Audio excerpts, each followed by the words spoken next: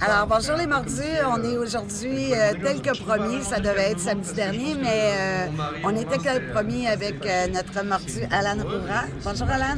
Bonjour à tous, bonjour à tous les mordus. Alors, ça me fait grand plaisir de t'interviewer aujourd'hui.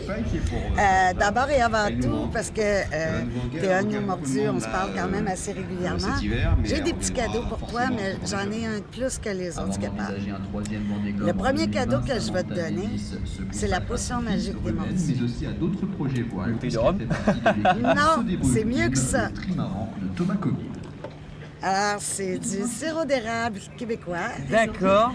Pour te donner des forces, des vitamines et des minéraux pendant le Vendée Globe. Ah, bah c'est bon ça. Tu peux en mettre sur les crêpes de sirop, n'importe quel fruit. Tu peux même, si tu pêches du poisson, faire cuire avec le sirop d'érable. C'est délicieux. D'accord. Et ça, c'est une gracieuseté de notre commanditaire Québec Savard, qui a leur kiosque juste ici, parmi les kiosques des différents exposants. Ils sont juste à côté du bateau de Lionel Régnier. Ok.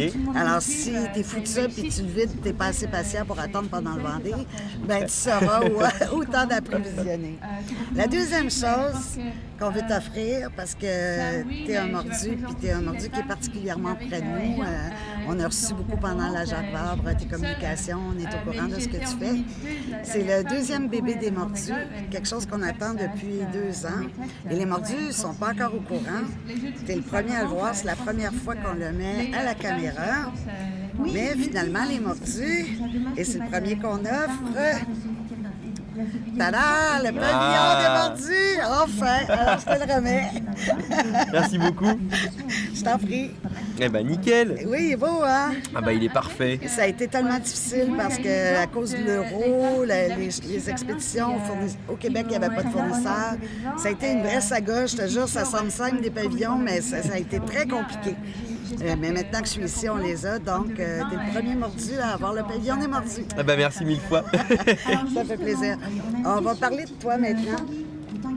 Alors écoute, moi j'ai été très impressionnée quand j'ai regardé ta bio pour en apprendre un peu plus sur toi. Ton papa c'était un marin, c'est de père en fils chez vous. Peux-tu nous parler un peu de ce qu'il faisait, comment il t'a initié à la voile? Ah, moi en fait il est ferblantier de métier, ferblantier zingueur, donc tout ce qui est couverture de toiture en cuivre. Et puis voilà un peu le ras-le-bol du métro, boulot, dodo, de la vie normale en guillemets. Et puis il n'avait jamais vraiment touché un bateau jusqu'au jour où il a décidé de changer de vie, de vivre sur un bateau et de partir en famille autour du monde. Donc c'est ce qu'il a fait sans avoir navigué plus que ça. Et il s'est forgé tout seul sur l'eau de mille en mille en famille, en voyageant quoi. Vous aviez quel âge, Jimmy et toi, quand vous êtes partis comme ça faire le tour du monde en voilier? Alors moi j'avais 7 ans et demi, 8 ans, quelque chose comme ça. Et Jimmy devait avoir 13-14 dans ces eaux-là. Cool! Combien de temps ça a duré? Ça a duré, le voyage il a duré quasiment 12 ans. Sérieux? Vous avez débarqué, tu avais 7 ans, donc tu es débarqué de là, tu avais 19 ans. Exactement. Incroyable, Exactement. quelle belle aventure. Alors c'est sûr que tu étais destiné à devenir un mordu, ça clairement. J'ai vu dans ta bio aussi que tu as abandonné l'école à 13 ans. Je ne sais pas comment ça fonctionne en Suisse, mais au Québec, on ne peut pas avoir l'âge de 16 ans. J'imagine qu'en Suisse, c'est possible, c'est ça? En Suisse, c'est en fait l'instruction est obligatoire, mais l'école non. Okay. Donc on est obligé d'être suivi. Ah, mais t'as pas chômé. T'as appris tes armes finalement comme marin parce que déjà à cet âge-là, tu savais ce que tu voulais faire. Ah ouais, c'est sûr que la voile c'était quelque chose qui m'intéressait beaucoup et puis je voulais travailler pour avoir des sous et m'acheter le premier bateau, donc ça c'était le premier but. Donc j'ai bossé de 13 à 15 ans pour pouvoir m'acheter le premier bateau, le Gift, qui était un mini, dans l'idée de m'entraîner en fait pour la mini transat qui était mon premier rêve en fait. Donc c'est ce qui s'est passé et puis après le fait de travailler, on travaillait souvent père et fils, donc j'apprenais, je continuais, pas mes études mais ta formation. Voilà, tout était passé par le travail, donc c'était plus intéressant, ça me permettait de gagner un peu de sous et puis d'évoluer là-dedans, d'apprendre en travaillant et en gagnant de l'argent quoi, pour aussi aider la caisse de bord du bateau et qu'on continue à voyager le plus longtemps possible.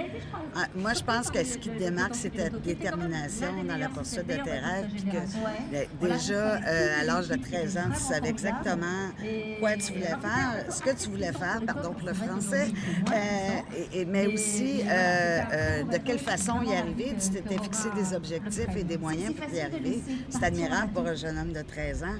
On en a un très jeune mordu qui est rentré sur les mordus récemment. Quel âge il avait? Je pense 12 ans. Et c'est ça, il a à peu près le même rêve que toi. J'ai oublié son nom, je m'excuse, on commence à être pas mal de monde. Mais je pense que c'est un beau modèle et tu vas beaucoup l'inspirer. Et ce que je trouve extrêmement intéressant et impressionnant, c'est que, bon, tu as fait des études comme ça, tu as appris, tu as travaillé plusieurs métiers de bateau et pour ramasser des sous, mais aussi pour acquérir une formation solide au niveau technique. Mais ce qui montre ta détermination, encore une fois aussi, c'est que tu es arrivé en Bretagne en 2012 et tu es passé de la classe mini. Tu n'as pas arrêté depuis 2012, toi, là. Tu as passé de la classe mini au Vendée Globe en 4 ans, ce qui est absolument admirable. En fait, il y a une analogie parce que nous, les mordus, on est nés il y a 4 ans aussi, tu sais. Donc, à quelque part, on arrivait puis on découvrait en même temps, toi et moi. Et on se ramasse tous les deux ici 4 ans plus tard sur les mordus. Mais juste pour dire un peu ton palmarès, quand même, tu as plusieurs podiums là-dedans. 3e sur la Armen Race. J'ai oublié de marquer les dates, je suis partie vite. Là, c'était en 2015. 2015. Vainqueur du bol d'or, qui est le Tour du Lac-Léman. 3e solitaire au Lac-Léman. 3e sur la Cadéro sur l'eau Transat. Tu as fait la route du Rhum. Tu as fait la Transat Jacques Vabre et la Mini Barcelona. Donc, un palmarès. Puis je les nomme même pas toutes, là. Je nomme juste les principales. Donc, tu as passé plus de temps en course, finalement, dans les 4 dernières années que faire d'autres choses. Tu n'as pas chômé. Exactement. Ça a été du non-stop parce qu'on rentre dans un milieu aussi où il y a des qualifications à faire, il y a de l'entraînement. Et puis, la course fait que on a toujours envie de plus. Donc voilà, pour faire la Mini Transat, il a fallu faire quelques courses de qualification. Donc, il y en a eu 5 ou 6. Et puis la Mini Transat, après on rêve de plus gros, donc vient le classe 40, vient toutes les courses de classe 40, et puis voilà, après on rêve toujours du Vendée Globe, donc le rêve final il est là, donc voilà, le but était d'arriver là où on est aujourd'hui, et c'est génial, mais c'est vrai qu'il n'a pas fallu choquer, quoi, il a fallu vraiment se battre jour après jour. Maintenant, le plus dur, c'est les budgets, quoi. Enfin, avec de l'argent, on fait facilement les choses. Sans argent, voilà, tous mes projets, ça a été des petits projets, quoi. Donc, c'est ce qui est le plus dur, en fait. Ouais. En fait, je voulais te parler de ça. Je voulais parler premièrement de ton équipe, particulièrement de la relation que tu as avec ton frère Jimmy. Jimmy, qui est un mordu de voile aussi. Jimmy, il est caméraman, tu as la chance de ça, puis il fait des excellentes images. Donc, ça te donne un sérieux coup de main, je pense, qui t'aide beaucoup au niveau des coms. Il a l'air d'avoir à cœur particulièrement tes projets aussi. Vous avez l'air de 2 frères très soudés. On est soudés et puis c'est vrai que c'est un bon coup de main. Ça donne surtout aussi un peu ça permet de faire respirer aussi l'équipe, parce qu'Aurélie elle gère tout ce qui est communication autour, elle a plus trop le temps de faire aussi les images, donc c'est top d'avoir Jimmy là-dedans, et puis il fait des super images aussi. Ah ouais, c'est cool. Donc ça fait vibrer pas mal de gens, c'est sûr que de faire ça entre une équipe de potes et la famille, c'est quand même super agréable, c'est une super entente, donc voilà, c'est que du bonheur. Il y a même acté dans la dernière vidéo pour finir ta campagne de levée de fonds, c'était carrément Jimmy qu'on voyait, qui se pratiquait pour essayer de tenter de se pratiquer pour le Vendée Globe dans une piscine. C'était super marrant. Je l'avais trouvé vraiment drôle. Et sur le mur des mordus de voile, comme c'est l'actualité d'ailleurs. Donc, on peut voir un peu Jimmy qui fait partie de ton équipe. Au niveau des sponsors, tu as eu beaucoup de support. Entre autres, il y en a quelques principaux. Il y a aussi un collectif de Suisses. Peux-tu nous parler des différents sponsors? J'ai l'impression que les Suisses sont carrément derrière toi. Hein. Ils sont très ça commence, ça a été très dur parce qu'au début, on a eu le bateau en fait un peu tard par rapport au Vendée Globe. Donc on a décidé de nommer le bateau nous-mêmes un Vendée pour la Suisse pour essayer de regrouper un collectif de sponsors suisses qui a marché entre mécènes, petits sponsors, et au fur et à mesure on a avancé avec des sommes plus ou moins grosses. Ça partait de 1000 francs à 50 000 francs, en gros c'était un peu ça. Et puis dernièrement, on a eu la chance d'avoir un sponsor titre qui est la Fabrique, dont le bateau porte le nom aujourd'hui.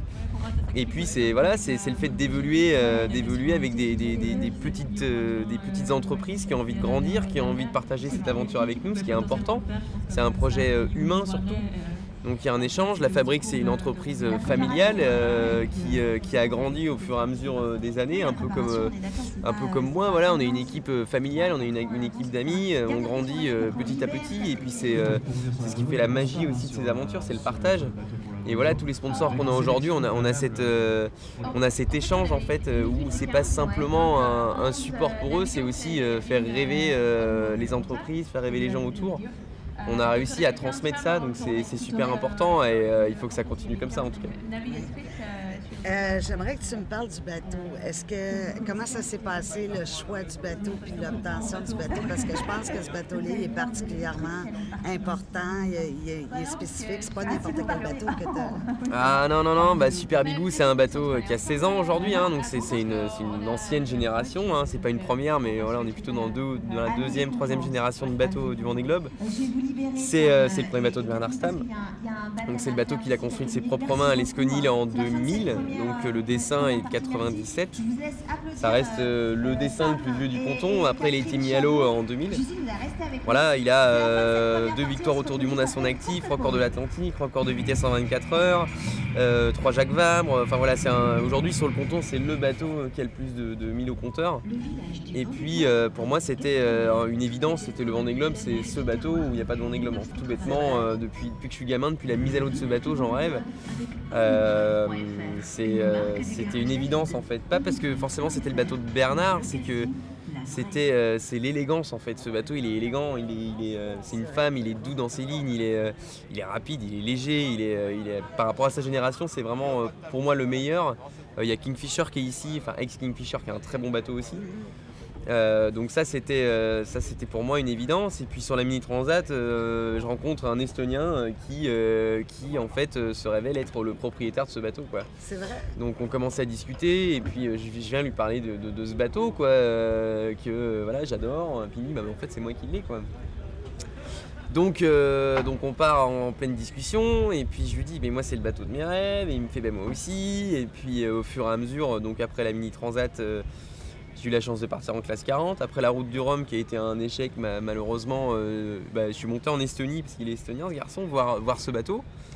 Et puis on a commencé les grandes discussions et au fur et à mesure, voilà, moi mes sponsors m'ont un petit peu lâché, donc c'était un peu compliqué de se lancer dans le Vendée. Et puis un matin il m'appelle, il me dit écoute Alan, le bateau il est à toi, quoi. Maintenant on te le livre en France, parce qu'il est en Estonie, cool. Et puis tu pars sur le Vendée avec, quoi, si t'es d'accord. Donc il a fallu prendre. Si t'es d'accord. Mais non, mais c'est une décision difficile parce que mine de rien c'est un gros bateau, c'est des bateaux qui coûtent de l'argent, donc il a fallu prendre cette décision et trouver de l'argent, parce qu'un bateau comme ça sans argent ça sert à rien. Clairement. Donc voilà, ça a été décidé en août l'année dernière. Et puis on a le bateau depuis le 6 décembre l'année dernière, donc ça fait pas longtemps.